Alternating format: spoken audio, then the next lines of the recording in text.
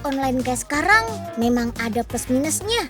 Plusnya, waktu kita jadi lebih fleksibel. Minusnya, ya itu, kadang jadi susah fokus, rasanya bosenin banget. Tenang, Unyil punya solusinya. Berbekal alat canggih yang satu ini, kegiatan belajar dijamin bakal lebih seru. Cekidot dalam bekal pejuang daring sesaat lagi.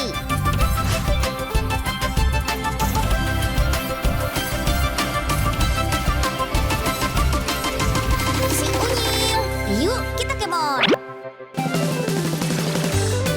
Ini dia smartboard alias papan tulis elektronik yang super canggih.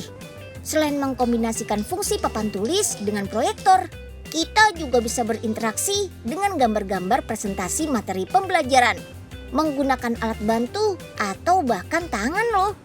Jadi proses pembelajaran pun lebih interaktif, keren.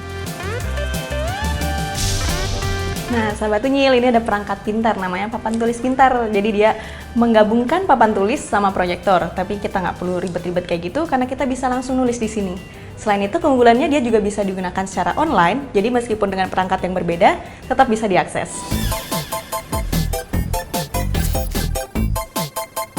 Papan tulis pintar yang satu ini merupakan seri smartboard yang paling canggih karena sudah dilengkapi dengan spesifikasi hardware yang paling update.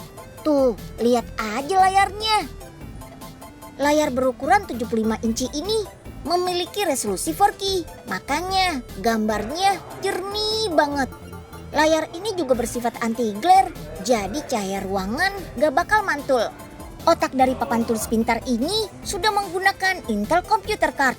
Jadi smartboardnya kompatibel untuk menjalankan beberapa macam sistem operasi komputer seperti Windows atau Macintosh. Perangkat ini sudah menggunakan HyperTouch teknologi. Jadi sensitivitas layarnya terhadap sentuhan sangat bagus. Sama sekali nggak terhambat. Untuk menulis, perangkat ini dilengkapi dengan pen. Ada yang warna merah, hijau, biru, dan hitam. Masing-masing sesuai dengan warna tinta digitalnya loh. Smart Ink di dalam pennya canggih. Tintanya nggak bakal kehapus saat kita membalik halaman. Dan gak hanya satu software saja, kita juga bisa menggunakan Smart Ink ini pada software yang berbeda. Pen ini mengambil daya melalui baterai lithium yang ada di dalamnya. Pengecasan baterai pen ini dilakukan secara otomatis. Tinggal ditaruh di panel yang sudah tersedia di bagian bawah layar. Waktu pengecasan hanya butuh 2 jam kok. Dan pen pun awet digunakan hingga 2 hari. Selain menggunakan pen, papan pintar ini juga bisa mendeteksi jari dan kepalan tangan. Dengan jari, kita bisa memindahkan objek-objek yang ada pada layar. Sementara kepalan tangan atau telapak tangan berfungsi untuk menghapus. Nah, berkat fitur simultaneous touch-nya, kalau pen dan tangan digunakan oleh 2 orang atau lebih secara bersamaan, bisa otomatis terdeteksi loh. Jadi nggak perlu gantian deh. Teman-teman, yang paling keren nih, meski sudah dilengkapi dengan input USB dan HDMI, perangkat ini bisa menampilkan layar dari smartphone loh. Tinggal scan saja dari barcode-nya. Muncul deh tuh fitur screen sharing. Dan gak cuma bisa diakses melalui satu smartphone, linknya juga bisa dibagikan, jadi orang lain pun bisa mengaksesnya. Yang penting tersambung ke internet. Fitur ini juga bisa memudahkan pembelajaran di saat pandemi kayak gini. Guru bisa memberikan soal di papan tulis dan murid pun bisa menjawab melalui smartphone masing-masing. Jawabannya pun bakal langsung muncul di layar. Nah, jadi meskipun terpisah jarak dan harus mengikuti kelas secara online, jadinya tetap bisa belajar bareng seperti di kelas. Akses melalui smartphone juga bikin kita bisa menyimpan langsung hasil catatannya. Gak perlu sibuk nulis di buku deh. Canggih ya. Tapi gak semua orang nyaman untuk menyimpan catatan secara digital ya. Banyak juga nih yang memilih untuk menandai atau meninggalkan catatan di buku paket. Kalau teman-teman tipe yang kayak gini sih, gak boleh untuk gak punya bekal alat tulis yang satu ini. Yes, highlighter atau pena penanda warna-warni. Sebelum mulai meracik tintanya, kita bikin bodi bagian luarnya dulu ya. Dengan mesin injeksi ini, biji plastik dengan mudah dicetak dan berubah menjadi bentuk yang diinginkan. Mau warna apa aja juga bisa. Ada 2 model bodi pena penanda warna yang dibuat di sini. Ada yang berbentuk kotak dan juga ada pena berbentuk tabung. Mirip spidol gitu, jadi lebih nyaman untuk dipegang. Berbeda dengan tinta spidol biasa yang menggunakan campuran minyak. Tinta untuk pena penanda menggunakan air sebagai campuran utama. Tujuannya agar tinta yang dihasilkan berwarna lebih terang dan gak bakal menutup tulisan asli yang ditandai nanti. Pilihan warnanya juga dibuat terang menyala biar bisa langsung memberi refleks ke mata kita. Karena berbahan dasar air, memakai pena penanda warna ini gak perlu ditekan. Kalau terlalu lama ditekan ke permukaan kertas, bisa-bisa kertasnya jadi bolong deh. Sip, tinta yang sudah jadi tinggal dimasukkan ke dalam bodi pena penanda warnanya deh. Tinta akan disuntikkan ke dalam tabung berbahan serat fiber dan polyester mirip busa ini. Mirip kayak busa di dalam spidol kan?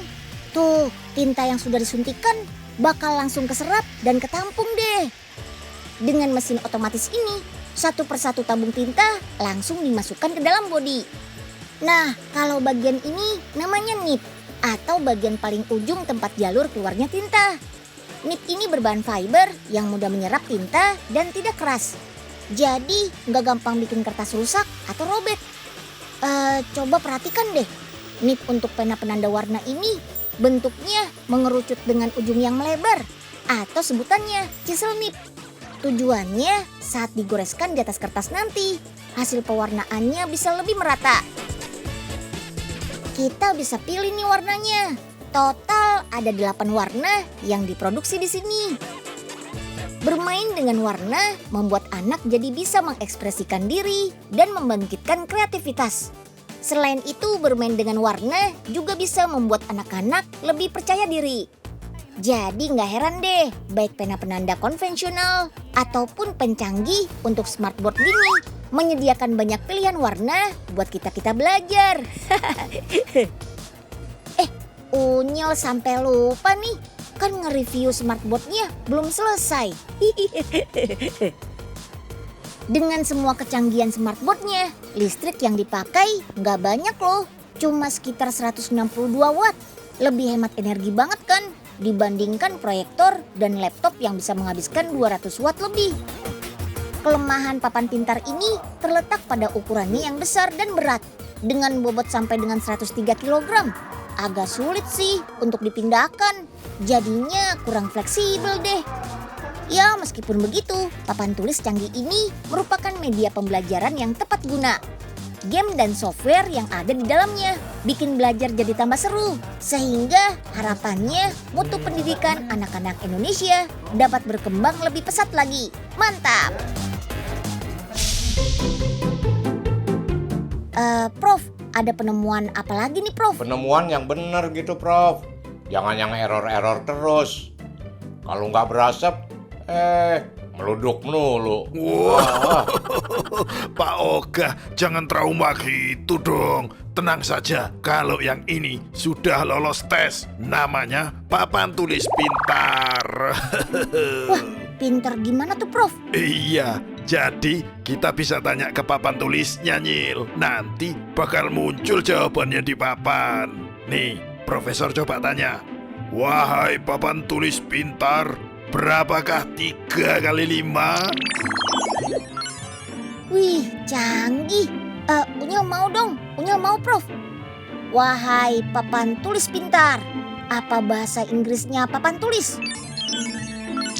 Wah, Nah, sekarang giliran Oga dong. Wahai papan tulis pintar, Pak Oga ganteng nggak? Tuh kan, meleduk lagi. Lagi, apes lagi.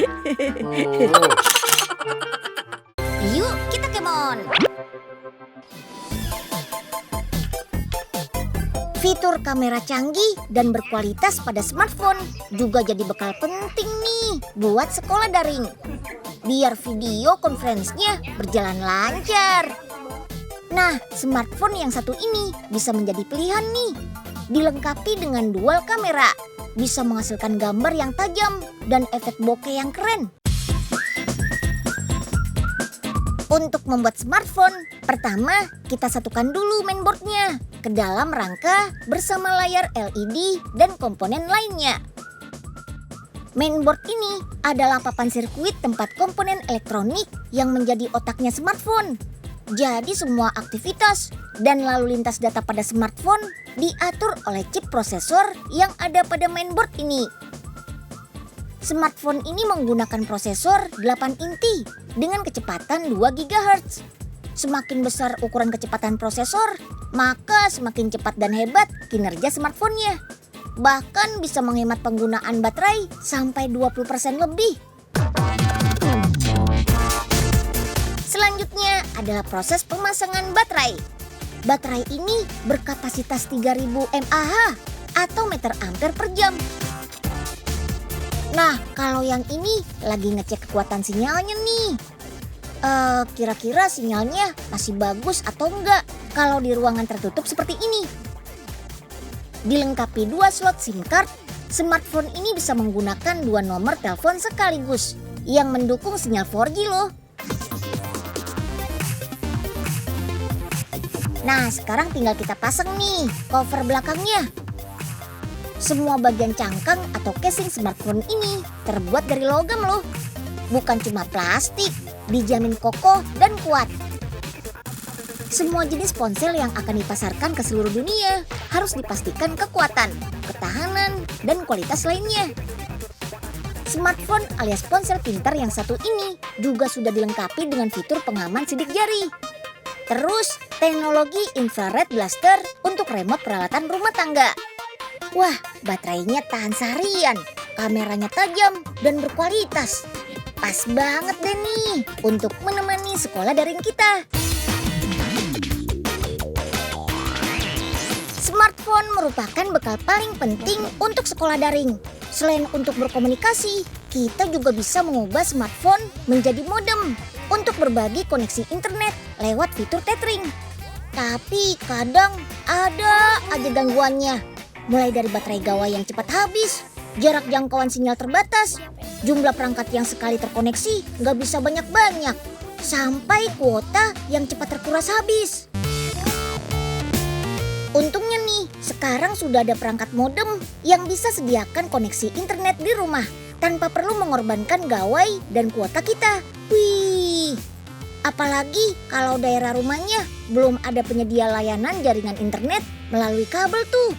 Bisa banget pakai ini. Yuk kita cari tahu lebih dalam. Come on. Nah, sahabat Unyil, ini dia perangkat router atau perute. Nah, router yang satu ini udah canggih banget. Dijamin internet jaringan kalian lebih lancar. Terus bisa dipakai sampai 64 pengguna. Keren nggak tuh? Nah, daripada penasaran, kita unboxing aja yuk.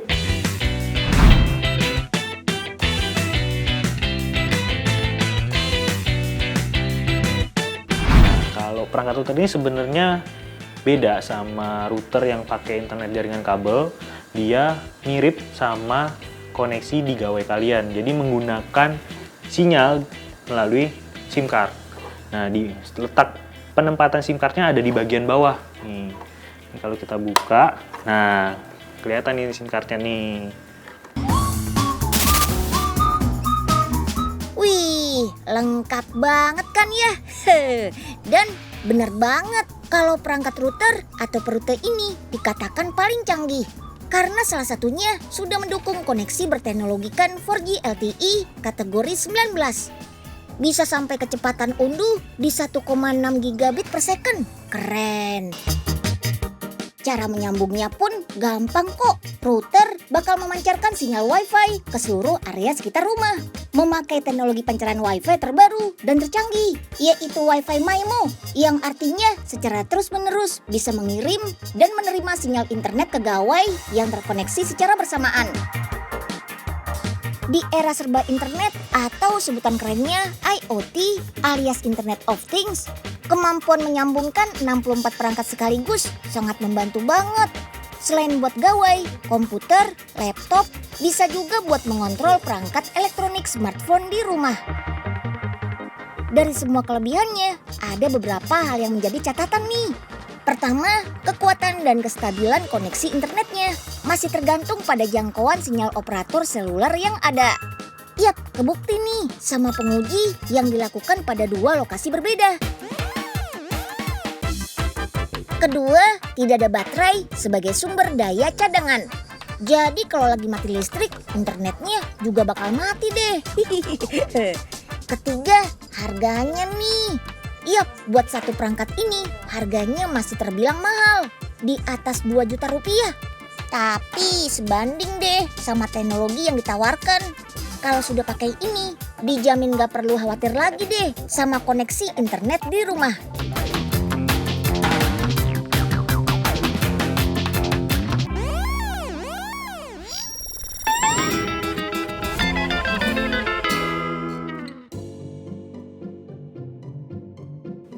Iya Pak Guru, Unyil mau nanya nih penjelasan yang tadi. Kalau...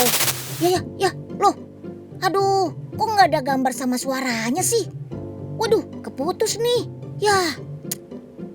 Ya, kuota internet Unyil habis lagi. Kayaknya baru kemarin deh Unyil isi. Gimana nih? Loh Nyil, bukannya jam segini kamu lagi sekolah daring ya? Iya nih Kak, cuma Unyil kehabisan kuota internet. Jadi Unyil mau beli kuota dulu deh nih. Oh alah, ya udah nih pakai kuota punya Kak Arsa dulu aja Nyil, biar kamu gak ketinggalan pelajarannya. Terima kasih ya Kak. Tapi gimana sih Kak biar kuota internet bisa hemat pas sekolah daring kayak gini? Buat menghemat kuota internet, ada banyak cara kok Nyil. Saat video conference, jika tidak disuruh buat menampilkan wajah, coba aja matikan tampilan video dari kamera. Bisa juga pilih mode diam atau mute microphone jika tidak diminta buat berbicara. Jadi aktifinya saat diperlukan saja. Saat streaming video, bisa kok disesuaikan kualitas gambar yang mau ditonton. Kalau di layar gawai yang tidak terlalu besar, pilih aja yang kualitas standar atau setengah dari ukuran piksel maksimalnya. Lalu, kalau ada yang menggunakan grup di aplikasi pesan singkat, bisa kok matikan pilihan pengunduhan otomatis media di pengaturannya, seperti foto, video, ataupun rekaman suara. Sehingga kita bisa memilih mana saja yang penting dan memang harus diunduh. Wah, begitu ya Kak. Karena zaman sudah serba canggih, kitanya juga harus memanfaatkannya dengan bijak juga ya pastinya. Betul tuh Nyil. Yang penting jangan lupa Bahagia!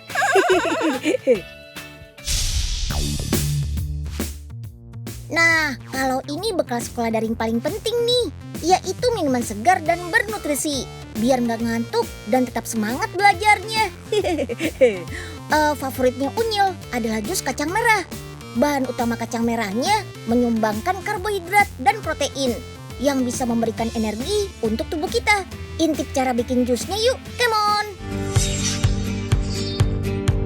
Pertama, cuci kacang merahnya dengan air yang mengalir. Oh iya, kacang merah yang kita gunakan ini berjenis Azuki, berasal dari negara Jepang.